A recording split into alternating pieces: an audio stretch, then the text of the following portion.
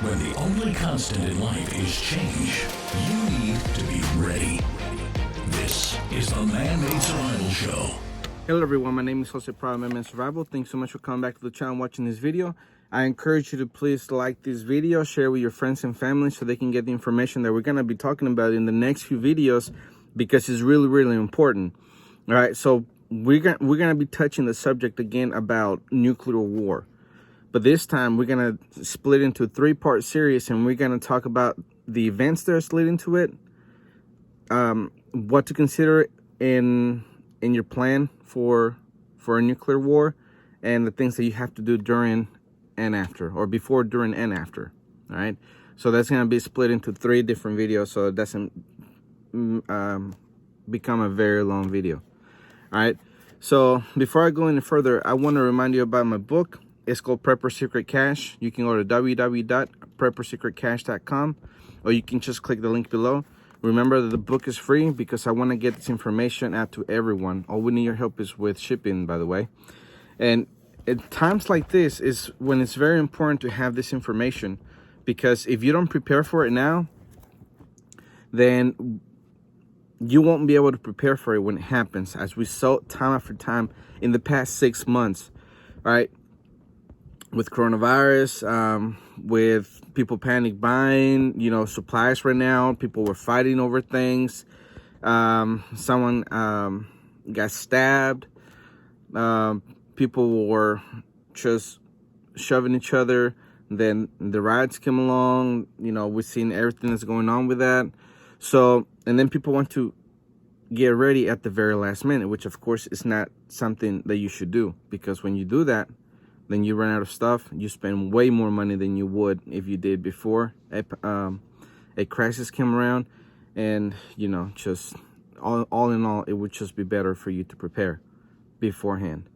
All right, so that's why I'm telling you about my book, PreppersSecretCache.com. Go to www.PreppersSecretCache.com. Order from there, or just click the link below. All right, so what we're going to get into is how, in the past few weeks, the rhetoric for nuclear war just keeps increasing, all right? And of course, politicians use it as tactics to get people to do what they want, just for shock value. But the way that things are going, with the blaming on China with the coronavirus, that now the Five Eyes have come together, and they pretty much have said that, yeah, it was in a Wuhan lab in China, or, it was man-made, pretty much. And the repercussions of everything has made the economy of the United States and other places around the world to really come to a screeching halt. Everything's like almost collapsed. If it wasn't for the central banks and the Fed just pumping unlimited amount of money into the systems to where everybody gets a bailout and everything gets propped up, all of this would have been collapsed here in the past few weeks. All right. So even though all that is artificially propped up, that's just going to prolong the fall, which is going to be a lot worse later on. And, hyperinflation can set in, and prices of everything will go extremely high, as we have talked before. And all of this also creates something that would make us go to war against China and Russia, right? It has always been something like that. Whenever there's an economic collapse or something like that in a place around the world, it seems like war keeps following behind it. All right, so that might be now. We don't know. Maybe this can keep getting kicked down the road, but we'll see. So the first headline that I have for you is something that pretty much blew or broke the internet when it came out. All right, here it is. White House mulling first nuclear test in 28 years as message to Russia and China. This is from Zero Hedge. Remember when we were all told that somehow President Trump is actually Putin's useful tool and Russia's asset? For those keeping track, first Trump dumped the Intermediate Range Nuclear Force Treaty, which is the INF. Then, as of Friday, he nixed the Open Skies Treaty, and now even New START is said to be on the chopping block. And now it's the very same newspaper that peddled Russia Trump dribble for years, among many others, revealed the administration is actually exploring conducting a nuclear test for the first time in 28 years, ultimately as a message to Russia and China. All right, so the way that Trump sees it is that China is not part of any kind of treaty that we had with Russia, because in the years before, let's say in the past 10 to 15 years, China has actually been climbing up the I guess the world power ladder. All right, and now they're powerful enough for the United States to consider them, and NATO as well, a threat. So, and then on top of that, also Russia, or at least Trump feels like Russia, they did not keep their treaty as they should. You know, they were breaking the treaty by testing low yield nuclear devices somewhere in Moscow or in Russia, and somehow we picked it up, and we know that they did it, and so that made Trump, you know, pretty much rip everything apart. And they're talking about doing new talks about everything that will include China, which is something that we're going to talk about here in a minute. All right, so the way that Trump and the Trump administration sees it is that now that China is a big player, then now all three of them have to come together and make a new treaty. So that's what he is talking about, all right? So, of course, Trump saying that we can test a nuclear bomb is something that alarms everyone, because as you're going to find out in the next few videos, is the ramifications of a bomb, all right? The last one, as I remember, that we tested was the Bravo bomb. If I'm not mistaken, because I'm going off memory, it was a 15 megaton bomb, all right? That's the biggest one we ever tested. And then the Russians tested the Tsar bomb, which was 50 megatons. And after that happened, pretty much I was like, okay, you know, if we continue to do this, even if we don't attack each other, we're just going to kill the planet, because all of this is just very huge explosions and everything going on. It's polluting everything. All right, so now that China read the headlines, pretty much, you know, they came out and said this. Here it is. China warns U.S. abandon plans for nuke testing or risk undermining global stability. This from Zero Hedge. Just over 2 weeks ago, the Washington Post revealed that the Trump administration has discussed whether to conduct the first U.S. nuclear test explosion since 1992. It was said to have been under serious discussion during a May 15 deputies meeting of senior national security officials at the White House. And though doesn't appear to currently be something serious pursued, the possibility remains very much ongoing conversation, according to a senior admin official. While all eyes were initially on Russia's reaction, the Chinese Foreign Ministry has belated issued a response, warning Washington in press briefing on Monday that it must abide by its international obligations and abandon any possible plans to carry out nuclear tests. We insist that the United States should strictly abide by its obligations to end nuclear testing, and we hope that it will listen to the international community. Ministry spokesperson Haun Chunying said, the United States should abandon plans that could undermine global stability and strategic order, she added. All right, so China is taking this very, very serious, as they should, because right now, as far as everybody knows, you know, as far as it's out there, what we have in our arsenal is the latest thing that we've tested. And since we know it works, that's why it's in our warheads, all right? So our last one, or at least the one we have in our arsenal right now that we would deploy if something was to break out, like a nuclear war, it would be the Minuteman III ICBM, all right? And if we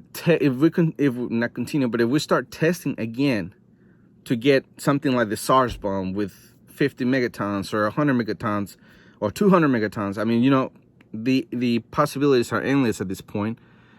That's why it's important for people to just be like, whoa, you know, just calm down. Let's not go over our heads, because if you start testing, then I'm going to have to start testing, and then he's going to start testing too, and then, you know, it just spirals out of control very quickly, which is, of course, something that everyone should should really consider, or not let it get out of control. Now that China has been elevating itself in the superpower ladder, now we're in par with Russia, China, United States. We're the top 3 dogs, and unfortunately, Russia and China are against us, which is why we have NATO. If you ever notice, in the past, before China was considered a threat by NATO, every time there was a headline about Russia tensions, it always involved NATO, because we had to gang up on the person that's strongest, right? Because Russia is the second strongest. Now China is the third strongest. So now the focus is not only on Russia, but it's also on China, all right? Which is my next headline.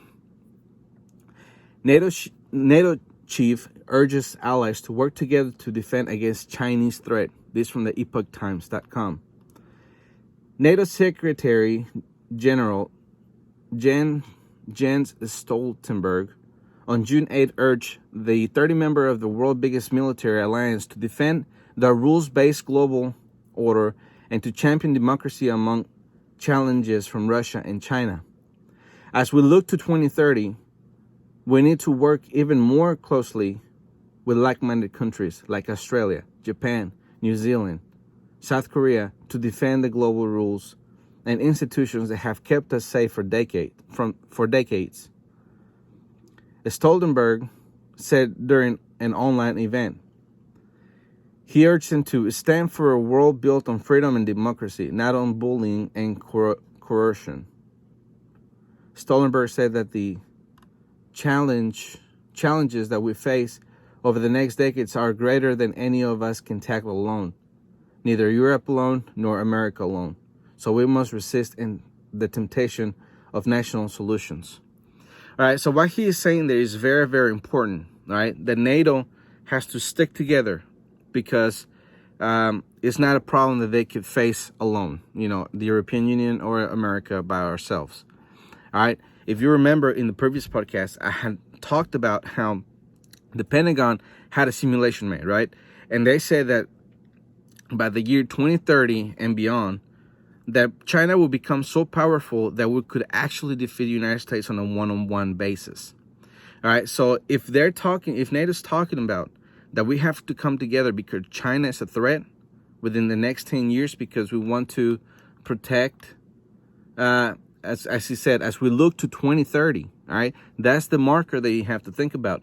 We need to work even more closely with like-minded countries like Australia, Japan, New Zealand, South Korea to defend the global rules and institutions that have kept us safe for decades. All right, because they see the threat of China climbing up the superpower ladder along with Russia. So Russia and China being team members, they've been on the same side, is something very devastating, not just for the United States, but for NATO as well. That's what NATO is talking about.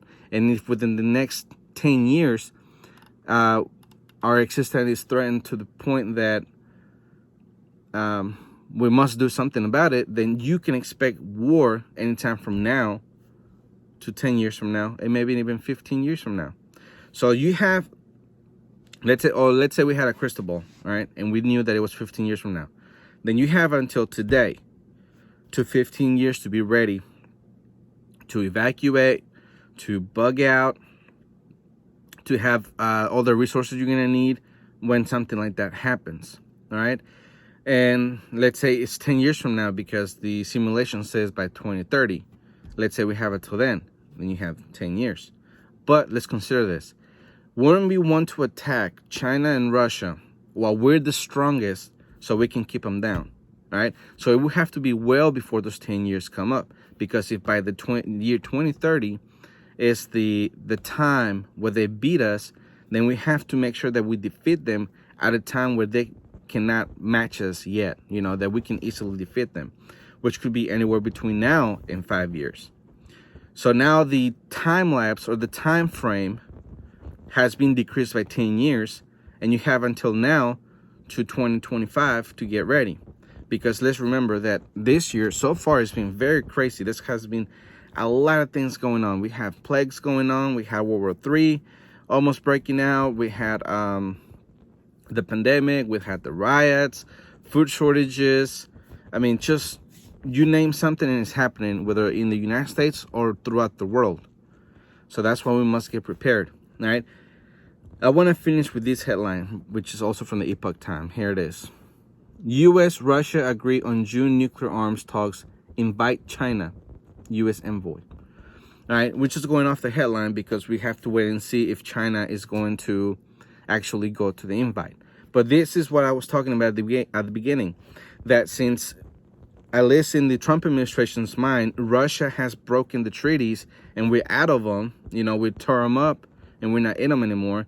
And now that China is a threat, of course they have to be invited in because they have to be tied to the same treaties. So nuclear war doesn't break out, you know. And the treaties have worked, you know, since the Cold War, since everything stopped. Up until now, tensions have risen, but they do cool back down, all right? But they'll eventually get to the point where nobody can cool it anymore. And I guess we'll wait and see when that happens, but you have until that time to be prepared. So you must start today. All right, so I'm going to leave you with that. And I want to thank you again for coming to the podcast and listening to this information. I want to remind you that the next video, we're going to talk about the nukes and the preparedness for it and what you need to do, what do you need to consider when you're making your plan. All right, so remember to come back and check on that. And remember, always be ready because you never know what's going to happen.